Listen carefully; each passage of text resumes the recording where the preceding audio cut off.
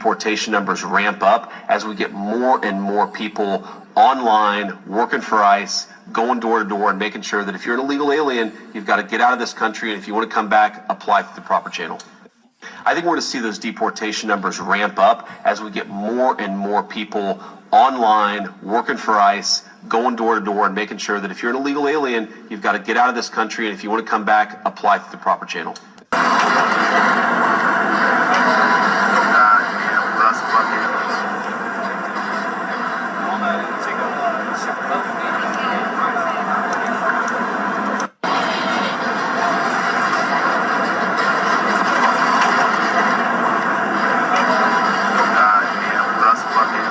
Fighting fast, especially in Virginia, we understand this morning, where there are reports of more patients, particularly children and senior citizens, ending up in the hospital with severe stomach illness. The Virginia Department of Health says multiple outbreaks are underway. ER and urgent care visits from gastrointestinal symptoms in some areas are above alert levels. Norovirus strikes quickly. Schools are noticing it too. In fact, Fairfax County Public Schools sent letters to parents reporting an increase in students with vomiting and diarrhea at several schools. The risk is real for children, older adults, and those in close quarters settings like schools, daycares, and nursing homes. Health officials also warn that norovirus is just one of several winter illnesses right now. Flu, RSV, and other viruses are circulating as well, making vigilance right now essential. Just virus that is spreading fast, especially in Virginia, we understand. Real COVID-ish lately. People are testing positive for flu A and B, and they're getting very, very sick and getting pneumonia, and some have died. So go ahead and put your mask back on, please. I'm going to go ahead on and tell y'all now to put your mask back on because about the flu surging across the U.S. in record numbers now. Roughly 11 million cases reported, 5,000 deaths. In fact, 45 states tonight now reporting very high or high flu activity, New York being hit especially hard. And what we've learned this evening about this year's flu shot, how effective will it be in fighting this? Here's Stephanie Ramos. Tonight, after all those holiday gatherings and travel, a record-breaking surge in cases of the flu that health officials say is likely to get even worse. New York State reporting a record 4,546 hospitalizations, up 24% from the week before. When it first started spiking, we were seeing a lot more kids, and now the older patients are starting to catch up. At Mount Sinai Morningside Hospital in New York City, Dr. Eric Lagome tells me they're seeing as many as 30% more flu patients this year than last. And that kind of tracks what we're seeing across the state or even across the country. We're seeing it earlier, and the numbers we're seeing earlier are much higher. The CDC says all but 5 states are reporting high or very high flu activity, and more than 8% of all visits to a healthcare provider are for flu symptoms. That's the highest level since they started keeping track. Experts say the predominant type of flu this year, AH3N2, historically hits harder, and this year's predominant strain of AH3N2, called subclade K, is different than the strain that this year's flu shots were designed to protect against. It doesn't mean that the vaccine isn't working. That vaccine, like we've seen historically, will protect you against severe illness, hospitalization, and even death. So it's still not too late to get that flu shot. And David, sadly, so far this season, there have been at least 10 pediatric deaths from the flu. Last season, 289 kids died from the flu. That is a record. About 90% of those kids were not vaccinated. David. Stephanie Ramos on these flu fears tonight. Steph, thank you. The CDC is warning about the flu surge. J.D. Vance and the whole Trump administration wants to go to every citizen's door and just to see if they are legal citizens. That's what they want to do? Well, I'm going to legally tell you how to get rid of ICE in that situation. One, they need a judicial warrant. Without that, they have no reason to be on your property or... Hello? Hello? Hey, what's going on, man? I'm here looking for Marcos de la Cruz. Is he here? Can I ask why? Listen, I gotta ask him a few questions though. Do me a favor, can you open the door for me, please? No, we can speak like this. Marco de la Cruz, is he here or not? I don't answer any questions, man.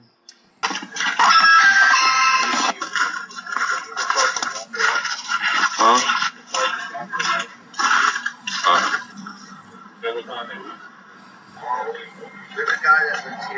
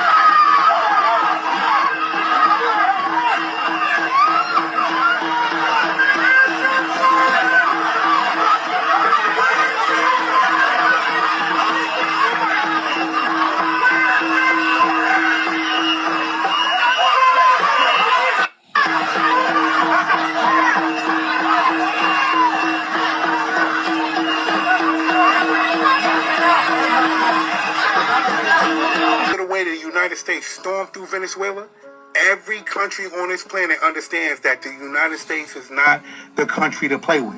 Witnesses are saying that the United States used powerful mystery weapons that brought Venezuelans to their knees. They're saying that the United States military only went in there with about 20 soldiers, and they wiped out hundreds of Venezuelan soldiers. The witnesses said that they had technology like nobody's ever seen before. Now, this is coming from a security guard that was protecting Maduro. He said they didn't hear the United States military coming. He said that any radar that they had, they couldn't detect what the United States had. There were drones taking out bases at a rate that they never seen before. Think about this. 8 helicopters with only 20 soldiers that went in there and did this. And then keep this in mind. No United States soldier was injured. They couldn't even do anything to them. Also, Maduro's security detail said it felt like the United States military was firing 300 rounds per minute. Tell me who's doing some shit like that. Then, the ultrasonic weapon. The weapon that made everybody bend down to their knees, start bleeding out their nose. They couldn't hear. They couldn't stand up. They couldn't speak. You tell me what type of weapon that is. Then I need you to tell me what other country could do that. Do you understand that the United States put the world on blast? After seeing all that, no other country will want a problem with the United States at all. The fear that those Venezuelans had, the whole world felt. They don't want any problems with the United States military. Whether it be the cartel, whether it be anybody. Pay attention. After security guard that was protecting Maduro has spoken, and you got to hear what he said. It's in Spanish, but I'll translate. Also, Trump announced that, the cartels, they're going after him in Mexico. The whole vibe of Latin America has changed because of what happened in Venezuela. And now that we're getting first-hand accounts from people that were there, the soldier says they didn't hear him coming. He says the Americans had technology superior to anything they've ever seen. Everything that they were using for radar, for anything, was completely taken offline. They had drones, and the drones were taking out bases and taking out things faster. They didn't have no technology. They've never had to fight against drones. He also talks about that there was only 8 helicopters. There was only 20 men that were sent in. And those 20 men killed hundreds of their men. And none of those soldiers were injured. He talks about it felt like they were firing 300 rounds a minute. Nothing they've ever seen, nothing that they can compete with. And then he also talks to the fact that the Americans had some kind of sonic shock boom that was sent out, and everybody immediately started bleeding profusely out of their nose. They couldn't even gather themselves because whatever was sent at them made them fall to their knees and vomit blood out of their mouth and out of their noses. They were incapacitated immediately. He says he never wants to go through that again. Doesn't want to have to fight with the Americans again. He's sending warnings to everybody out there that you think you can fight the Americans. You don't even know what their weaponry is like and what they're capable of. 20 men took out hundreds, and that's starting to spread all through Latin America. And now they're not saying, if you want me, come and get me anymore. They're like, oh shit. Especially after Trump says, hey, Mexico, you're on the list too. A security guard that was... It's now used by police for crowd control and even against pirates at sea.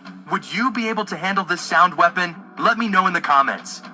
This device can take down an entire crowd using only sound. This is the LRAD, or Long Range Acoustic Device.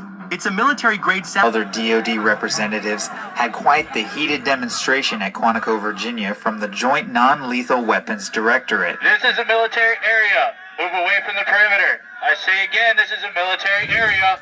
Move away from the perimeter. Their new active denial system boasts a reach far beyond any other non-lethal system. Well, it's a versatile system. It has a range of non-lethal capability that we can't even come close to with any of our fielded systems today that are in our military forces. About 7 football fields to give it some perspective. It can deter individuals on a military perimeter all the way up to a riotous crowd, all without permanent harm. It only penetrates 1/64 of an inch of your skin, goes very shallow into where your nerve receptors are, and there's no permanent injury caused by it. Very safe system. We built in some safety margins and training for the operators. They even let any of the guests volunteer to test out its effectiveness and safety, including the Assistant Commandant of the Marine Corps, Sergeant Major of the Marine Corps, and Assistant Secretary of the Navy. Most described it as feeling like a hot oven or grill being opened up. It is something that once... And that's not true. I can demonstrate how to throw a punch or how to throw a block. But both of those techniques can be used for defensive purposes, because at this channel, we believe in the non-aggression principle. Do not initiate force against another. Walk softly, but carry a big stick. And that's not true. I can demonstrate how to throw a punch. Hi. We've done a couple of videos on LRAD, which stands for Long Range Acoustic Device. The videos were very popular. We got a lot of positive comments, but we got a number of very negative comments. The theme behind those negative impressions was that producing, generating, and instructing people on how these work indicated our political stance, and that's not true.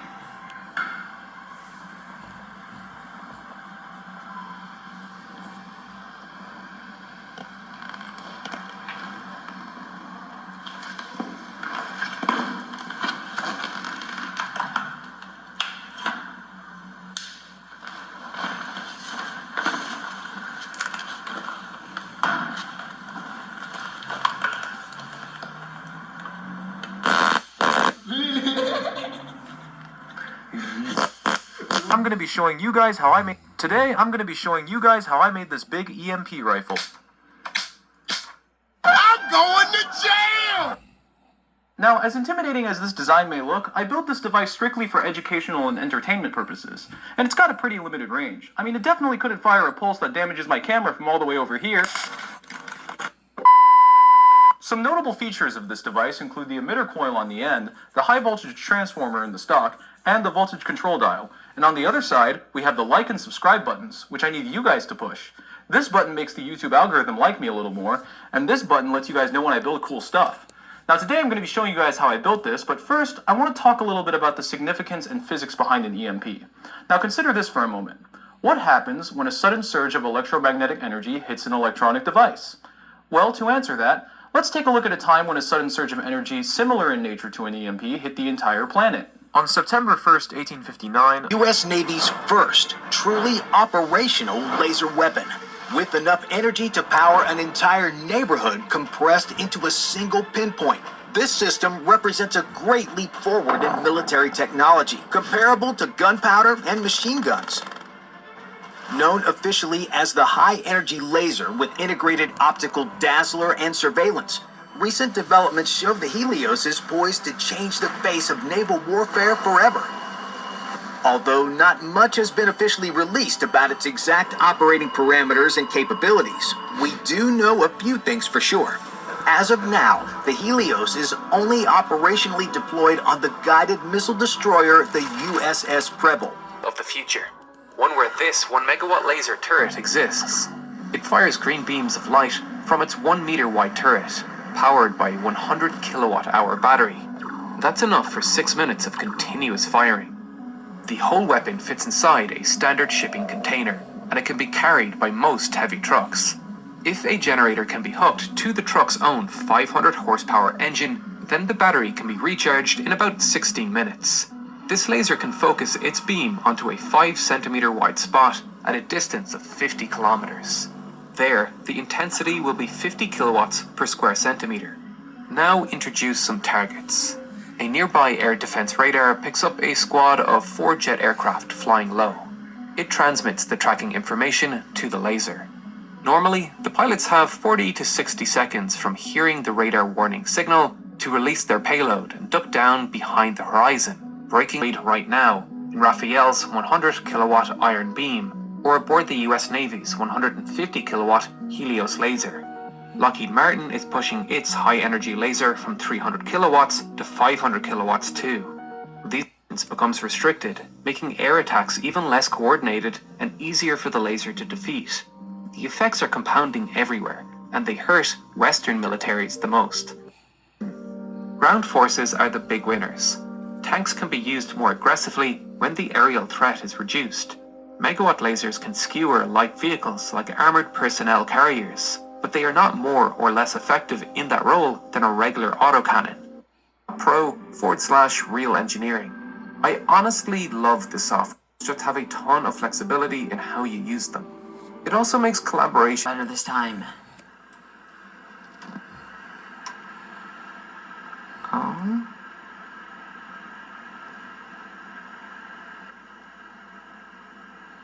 Yes, it worked. Oh my gosh, I cannot believe that.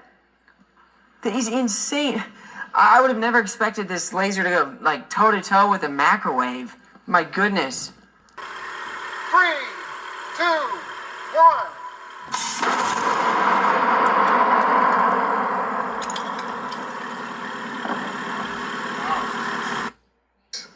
Okay, we're ready to fire with a full 210,000 volts on the bank. 3, 2, 1.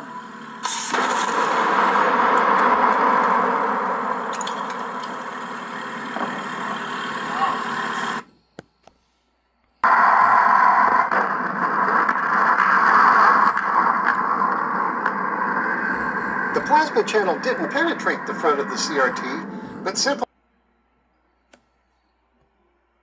In China, they are using laser cannons to trim and cut trees. This job used to have a lot of risks and dangers involved, but with this laser cannon, they can make a clean cut from a distance without risking their lives. On top of that, lasers are a dream come true for all men. Would you try this? Because in China, they are using laser cannons to trim and cut trees. This job used to have a lot of risks and dangers involved, but with this laser cannon, they can make a clean cut from a distance without risking their lives. On top of that, lasers are But no, this is real technology from China, a laser cannon.